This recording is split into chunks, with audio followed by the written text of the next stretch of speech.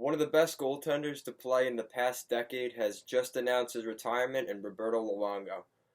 Make sure to give this video a thumbs up and a subscribe, and let's talk about Roberto Luongo and his 19-year career in the NHL. So Roberto Luongo has announced his retirement today. A 19-year career for the goaltender. 40 years old, so hanging the skates up at 40 years old, that makes perfect sense. That's a pretty long career for an NHL player. Goaltenders usually get along, get able to stretch it out a little bit longer. We saw Brodeur around 40, 41 years old, same kind of story. Roberto Luongo, for better or for worse, he's had some tough times here and there, but he's definitely one of the better goaltenders in this generation. Over 1,000 games played in the NHL, a 2.52 career save percentage, and a 919 save percentage, and a 252 goals against.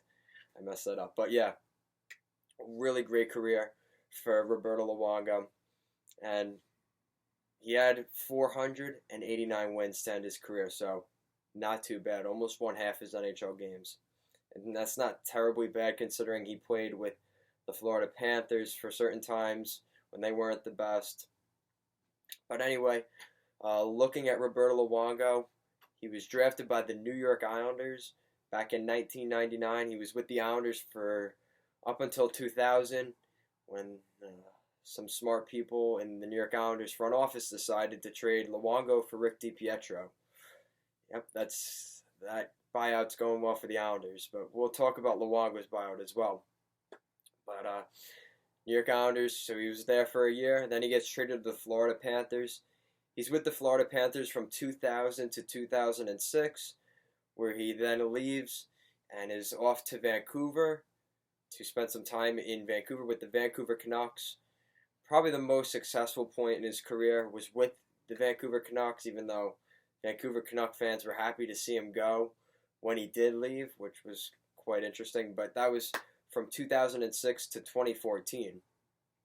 After the 2014 season, they decided between Corey Schneider and Roberto Luongo, and both of them ended up getting traded, but he was sent back to the Florida Panthers, where he spent from 2014 to 2019. Now, Roberto Luongo, during his time in the NHL, a two-time All-Star, he won the William Jennings Trophy for the least goals against average in the NHL for the team. That was won back in 2010, 2011 when the Canucks were really in their prime from 2009 to 2012. And just an unbelievable career for Roberto Luongo. Now, with the help from Cap Friendly, let's get to the fun stuff. So for the next 3 years, obviously because he still has time left on his contract and he's retiring, because it's one of those strange contracts after the most recent CBA, there is extra paying compensation needed for that. So most of the cap hit goes to the Vancouver Canucks, which he didn't even end his career with, but because they're the team that signed the contract with Roberto Luongo, they will get hit the hardest from this. So for the next 3 years, the Florida Panthers will be paying Roberto Luongo over $1 million over the next 3 years.